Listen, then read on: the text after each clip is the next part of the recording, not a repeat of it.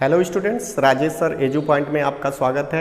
आज मैं जो है कि साइंस का जो आप पढ़ रहे थे बहुविकल्पीय पढ़े, उसके बाद देखिए अति लघुत्तरीय का तीसरा पार्ट लेकर के आए और इसमें 2-2 नंबर के प्रश्न पूछे जाते हैं। इसके पहले आप एक बहुविकल्पीय और फिर एक संतुलित करने वाला समीकरण पढ़े थे आप, और इसमें जो है कि हम लोग पढ़ने जाएंगे। ये प्रश्न होता है और इसका जवाब आपको देना पड़ता है, लिखना पड़ता है, आपको 2 नंबर मिलता है। तो देखिए मैं यहाँ 3 प्रश्न लेकर के आया हूँ और बहुत महत्वपूर्ण है, इसको भूलिएगा मत, जरूर याद करके जाइएगा। देखिए समझाते हैं आपको।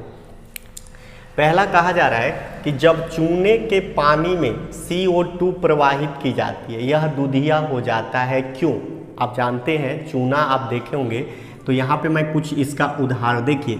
एक जो होता है ना CaO, इसको बोलते हैं बिना बूझा हुआ चूना, बिना बूझा चूना, बिना बूझा चूना। इसको क्या करेंगे, जब बिना बूझा चूना है तो उसमें अगर पानी मिला दें CaO, ये बिना बूझा हुआ हो गया, और इसमें पानी मिला दीजिए तो ये बन जाएगा बूझा हुआ। यानी पानी मिलाने से क्या होता है, देखिए बिना बूझा हुआ चूने में अगर आप पानी मिलाएंगे तो बदबदाने लगता है, यानी कि उसमें से उष्मा निकलने लगते हैं, उष्मा क्षेपी अभिक्रिया हो जाता है। तो अब यहाँ से आप क्या करेंगे, अगर इनको मिलाएंगे तो CaOH का ट्वाइस हो जाता है। देखिए CaOH का ट्वाइस हो गया, यानी कैल्शियम हाइड्रोक्साइड बन गया। ये हो गया आपका बूझा हुआ चूना, ये हो गया आपका बूझा हुआ चूना। तो इसमें अगर कह रहा है कि इसमें बूझे हुए चूने में पानी में अगर मिला दिया जाता है तो क्यों वो दूधिया हो जाता है। तो देखिए यहाँ पे लिखा गया है कि चूने का पानी, ये हो गया, देखिए चूना हो गया और बूझा हुआ चूना है ये, अभी हमने आपको बना के दिखाया। CO2 से संयोग करके कैल्शियम कार्बोनेट का अवक्षेप बना लेता है। तो कैल्शियम कार्बोनेट, अब इसको देखिए मैं मिटा करके आपको बता रहा हूँ कैसे कैल्शियम कार्बोनेट का अवक्षेप बना लेता है।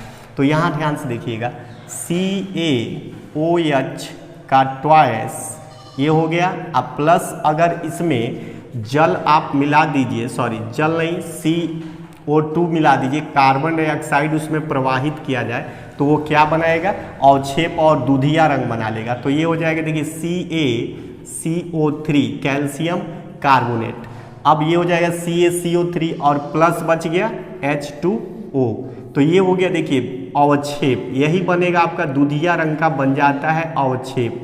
तो इसको हम बोलेंगे कैल्शियम कार्बोनेट, और ये जल अलग हो गया, पानी दूधिया बन गया।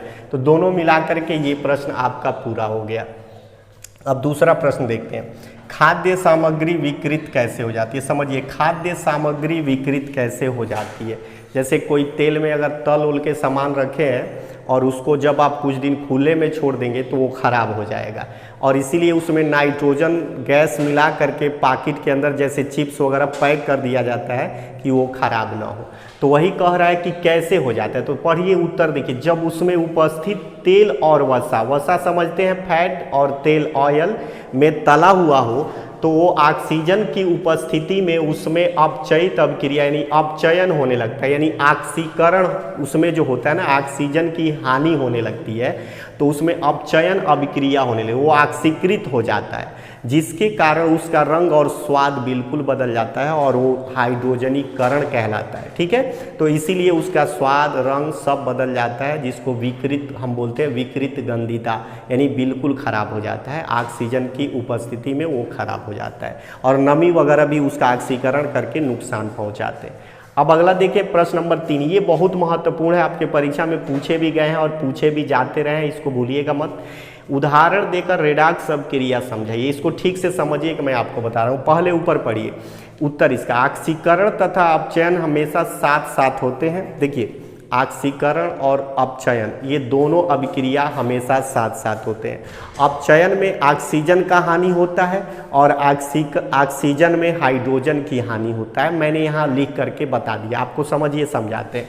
यहाँ पर देखिए, यहाँ 2H2S प्लस SO2 और इक्वल टू यहाँ पर लिखा है 3S प्लस 2H2O लिखा है। यहाँ देखिए इस यस में से क्या क्या बदलाव हो रहा है। यहाँ देखिए यस है और यहाँ एक यस है, यहाँ 2 यस है, तो 3 यस तो लिखा है, ठीक है, संतुलित है पूरा समीकरण, उसमें नहीं करना है।